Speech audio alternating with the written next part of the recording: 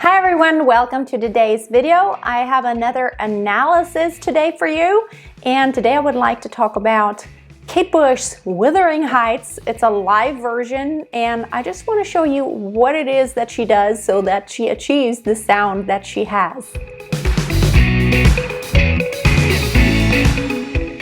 Hey, if you don't know me yet, my name is Freya. I'm a professional singer and vocal coach from Germany, and I just love sharing my knowledge with you, telling you how other singers achieve the sound that they have. There's a lot that you can learn technically. While of course you should not copy another singer, there are a lot of lessons to be learned, and you can emulate some of what they do technically. So let's talk about Kate Bush here. I want you to listen in to her speaking voice here for just a few seconds to just show you that she has a pretty average, normal speaking voice, not that dissimilar from mine, like the voice type. So let's look at it. Yes, I did. I've always wanted to be involved in music. I never thought I'd actually be able to sing my songs, but it seems that I've done it. So, pretty normal voice. She's 19 here, which is kind of crazy. And now let's jump to a live performance of her. She wrote the song when she was so young, and I think it's amazing. But let's talk about the vocal technique. Out on the winding, windy moor, sweet roll and falling green. So she's singing this entire song pretty much in head voice. The way she achieves this very bright sound is by making a very narrow space, high larynx, and very narrow space back here. Then you can sound like a little girl. Okay, so let's keep that in mind. You had a temper like... She actually has a little bit of breath in there. You had a temper. She plays also with vocal cord closure to achieve different intensities. My jealousy, too hot, too greedy. You will hear little moments here and there where she actually has she lowers it a little bit. She opens the pharyngeal space and lowers the larynx just a little bit. Oh. And then you can hear that she actually has this broader spectrum of voice, but she's choosing to sing in exactly the style that she's singing in, and that made her very, very famous. How could you leave me when I needed to possess you? I hated you, I loved you too. I loved you too. Bad dreams in the night. You told me I was going to lose the fight. Leave behind my Wuthering. So just the fact that she's singing in head voice and she's not making it operatic by giving it huge pharyngeal space creates this nice, bright, high tone.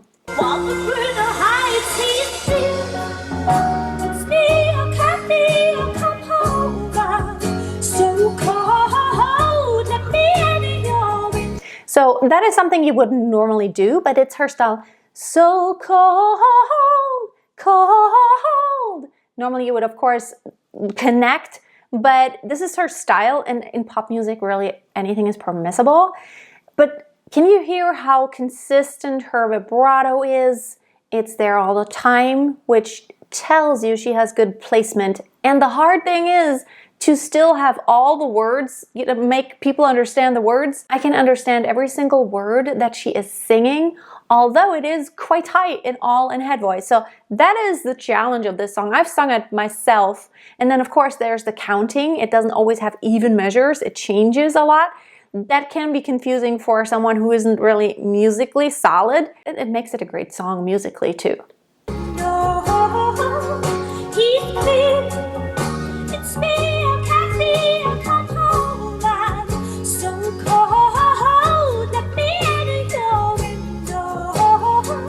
Oh, I love those little imperfections. It is sung completely 100% live.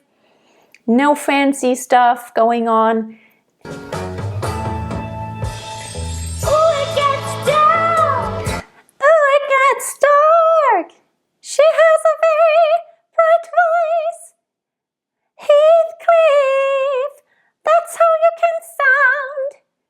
do head voice. Don't give it a lot of space. It gets lonely on the other side of you. The thing is, her natural head voice does sound very, very bright. I love her musical phrasing. Can you hear how she's really connecting through the phrase? Where does she do the sliding and slurring? It always has a purpose. It is intentional.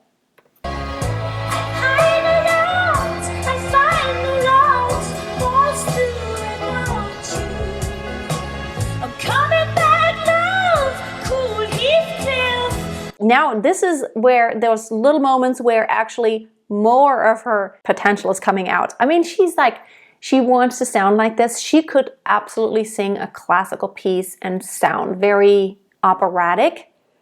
You can hear how suddenly there's much more higher ping and much more squillo in her voice when she has those little moments of actually giving it more space back here in the pharynx.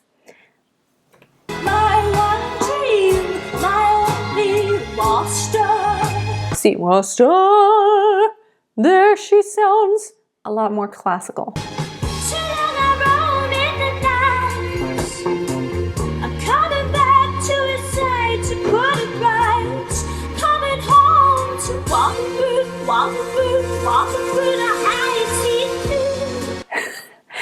Don't you love those mics back then, those sticks? It's just so interesting. I love her musical phrasing. This is one of the songs that only sounds good when you really adhere to great musical phrasing. How she goes toward the one and then she leans into it. I love that. It's me, I'm Kathy, I'm come home back. It's me, I'm Kathy. You could sing, of course, if you were classical. It's me, I'm Kathy. But that's not what she wants to achieve. It's me, I'm Kathy, and I. Oh. So cold, the beat of your window. It's just so legato. That's hard.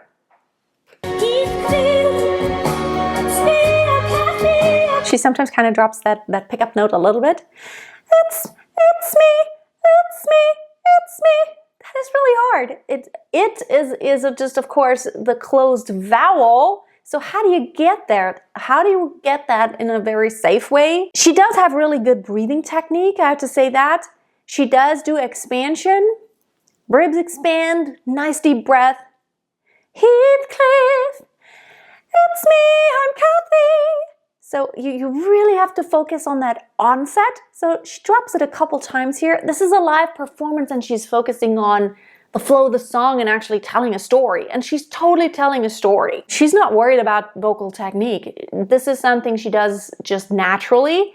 But I'm just saying, if you were trying to sing this song, you want to make sure you really focus on that onset, not in a way that you want to accent it at all. It's me, I'm Kathy, but Heathcliff, it's me. You want to make sure you have a nice, relaxed vocal cords. You don't want to, it's me. It's a glottal onset, but you don't want to make it harsh glottally. You also don't want to go, it's me. You don't want to push too hard. You want to make sure everything is in place, well supported, relax.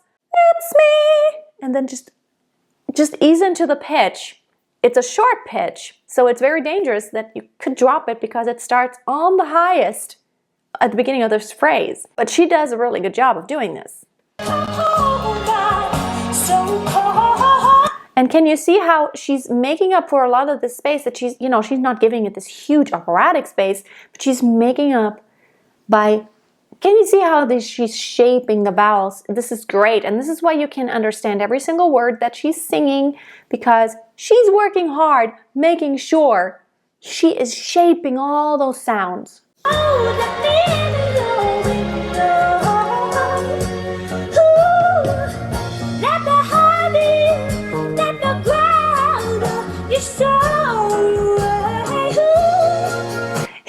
You know, I'm assuming that, this song does make you tired vocally very quickly, and she's really young in this, and so she doesn't have as much stamina vocally as she will have a few years later.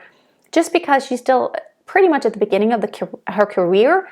And this is something that happens very naturally. If you have good technique and you do everything right, you don't just kill your voice. If you do it right, your stamina will just be so much better later on when you have practiced for years. It's much like working out, and your voice remembers, your body remembers. Even if you don't sing for several months, if you go back to singing after taking breaks, if you've ever had that great stamina, your body will remember really quickly. So for me now, I could sing hours and hours and speak hours and hours. It would not make me as tired vocally as it would have made me 25 years ago, just because my body is used to it and it remembers. Those muscles are just strong. It's just like someone who has been working out or exercising for 10, 20 years. Even if you took a break and came back to it, it would happen so much quicker than for someone who has never actually done it.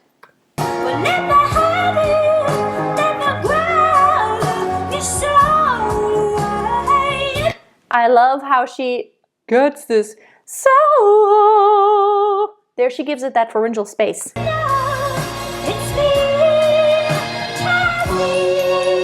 That is so hard. Kathy.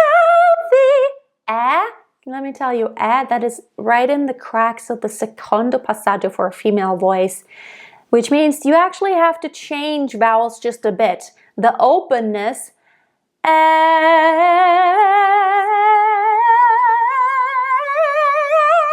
Can't keep that becomes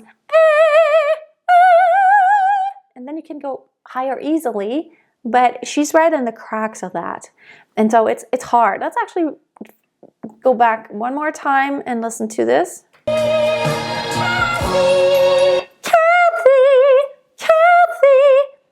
to sing it with that narrow space is really hard. See, this is how she actually gets the vowel really nice, by keeping it kind of more narrow. Oh, and her gestures, this will be her trademark later. See how she dropped that? It's me. It's really hard. She drops it sometimes. Nice breath always.